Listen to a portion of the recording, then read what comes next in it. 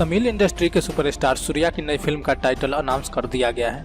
अभी तक सूर्या 42 के नाम से जाने गए इस प्रोजेक्ट का नाम कंगुबा रखा गया है। फिल्म में सूर्या का किरदार एक ऐसे राजा पर आधारित है जिसकी वीरता देख 3 बड़े साम्राज्यों का गला सूख गया था। पिछले साल आई कमल हसन की फिल्म विक्रम में तमिल सुपरस्टार सूर्या का बस एक छोटा सा कैमियो था। रोलेक्स भाई के रोल में कुछ मिनटों के लिए स्क्रीन पर आए सूर्या को देखकर लोगों के मुंह खुले के खुले रह गए। मगर जब उनकी अगली फिल्म सूर्या 42 से उनका मोशन पोस्टर आया तो सिनेमा फैंस के होश उड़ गए। पहाड़ी पर खड़े हीरो के कंधे पर धनुष बाण और तलवार, हाथों में दुश्मनों का खून पीने को तैयार कुल्हाड़ी और साथ में एक बाज। भयानक युद्ध के लिए पूरी तरह तैयार खड़े योद्धा के रोल में सूर्या का चेहरा नहीं नजर आ रहा था, क्योंकि वो पहाड़ी से नीचे की तरफ चल रहे युद्ध को देख रहे थे। सूर्या 42 को अब टाइटल मिल गया है। बीते रविवार को मेकर्स ने एक और जानदार वीडियो के साथ अनाउंस कर दिया कि फिल्म का नाम कंगुबा है। इस अनाउंसमेंट के साथ बताया गया कि कंगुबा एक ऐसा आदमी है जिसके पास आग की शक्ति है। ये फिल्म इसी हीरो की वीरता की गाथा है। अब सवाल उठता है कि ये आदमी कौन था जिसकी वीरता को फिल्म इतने बड़े पैमाने पर ग्लोरीफाई कर रही है।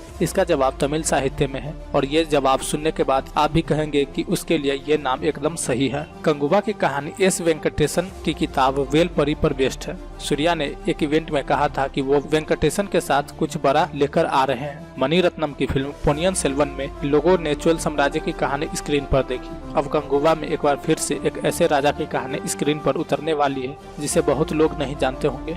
भारत का इतिहास कई गौरवशाली विशाल साम्राज्यों से भरा रहा है। इनमें से दक्षिण भारत के 3 साम्राज्य ऐतिहासिक रूप से सबसे मजबूत माने जाते हैं, चोल, चेर और पांड्या। आज के तमिलनाडु, केरल, पुडुचेरी, लक्षद्वीप, आंध्र प्रदेश और कर्नाटक के दक्षिणी हिस्सों को मिलाकर प्राचीन तमिल लोगों का क्षेत्र बनता है, जिसे तमिलकम कहा जाता है। तमिलकम के अधिकतर इलाके पर चोल, चेर या पांड्या में से एक का राज होता था, मगर इन्हीं के बीच परम्बू नाडु और उसके आसपास के इलाके पर एक छोटे राजवंश वेलिर का राज था।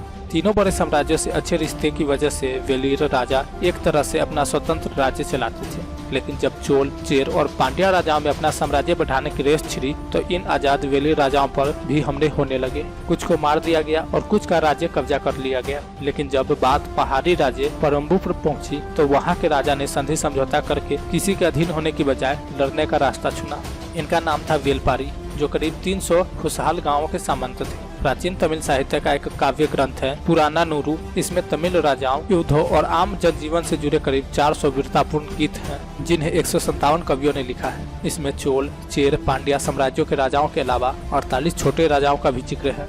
इसमें वेलपारी भी शामिल है। प्राचीन तमिल साहित्य के सबसे बेहतरीन कवि कहे जाने वाले कपिलार वेलपारी के मित्र थे। उन्होंने पुरानानुरु में वेलपारी की गाथा डिटेल में लिखी है। उनके गीत बताते हैं कि वेलपारी का राज्य बहुत खूबसूरत और हरा भरा था। उस पहाड़ी राज्य से झरने गिरा करते थे और नीले रंग के खूबसूरत फूल हमेशा खिले रहते थे।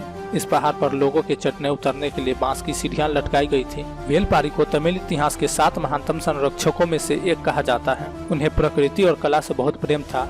कपिलार खुद पांड्या साम्राज्य से आते थे, लेकिन पारी के स्वभाव से वो इतने प्रभावित हुए कि उनके दरबार में मुख्य कवि बन गए और परम्बू में ही रहने लगे। कपिलार ने वेलपारी से जुड़े एक किस्से का जिक्र पुरानानुरु में किया है। एक बार कहीं जाते हुए पारी की नजर खूबसूरत फूलों वाली एक बेल पर पड़ी। किसी चीज का सहारा न मिलने से ये बेल बढ़ नहीं पा रही थी। पारी ने अपना रथ उस बेल के पास छोड़ दिया ताकि उसके सहारे से वो बढ़ सके। लेकिन जब इन्हीं पारी का राज्य घिर गया तो दूत बनकर गए कपिलार ने डरने आए राजाओं के सामने अपने मित्र के बारे में बताते हुए कहा, हर एक पेड़ से तुम्हारे हाथी बंधे हैं, तुम्हारे रथ पूरे मैदान पर फैले हुए हैं, लेकिन तुम लड़कर उससे जीत नहीं सकते। वो तलवार के आगे नहीं झुकेगा। ऐसा ही हुआ भी। वेलपारी ने कई साल तीनों बड़े साम्राज्यों के राजाओं से अकेले लोहा लिया और युद्ध जारी रखा। कंगुबा यानी सूर्या की 42वीं फिल्म का जो फर्स्ट लुक आया था उसमें दिख रहा भयानक युद्ध शायद पारी का वही युद्ध है। तमिल इतिहास और साहित्य में वेलपारी का जो डिस्क्रिप्शन दिया गया है उसके हिसाब से आर्टिस्ट ने उनके कई चित्र बनाए हैं। सूर्या का लुक बिल्कुल वैसा ही है, आग जैसी शक्ति रखने वाला योद्धा का। पारी की कहानी जितनी अद्वितीय और वीरता से भरी है, उसे सूर्या स्क्रीन पर कितना जी पाते हैं ये तो अब फिल्म आने पर ही पता चलेगा। सूर्या के फिल्म का टाइटल रिवील करने के साथ बताया गया कि इसे 2024 की शुरुआत में रिलीज किया जाएगा। माना जा रहा है कि फिल्म पोंगल के मौके पर आएगी। डायरेक्टरशिप की फिल्म कंगुबा को हिंदी, मलयालम, तमिल, तेलुगु और कन्नड़ समेत 10 भारतीय भाषाओं में रिलीज किया जाने वाला है। फिल्म से जुड़े एक इवेंट पर इसके प्रोड्यूसर ने कहा था कि इसका बजट सूर्या के करियर की सबसे महंगी फिल्म से भी 3 गुना ज्यादा है। फिल्म को 3D में शूट किया जा रहा है। सूर्या के साथ कंगुबा में दिशा पटानी और योगी बाबू भी होंगे। तो आप लोग कमेंट करके बताएं कि किन किन लोगों को इंतजार है इस फिल्म का। और ऐसे मजेदार वीडियो के लिए लाइक, शेयर एंड सब्सक्राइब करना न भूलें। मिलते हैं अगले वीडियो में। तब तक के लिए जय हिंद, जय भारत।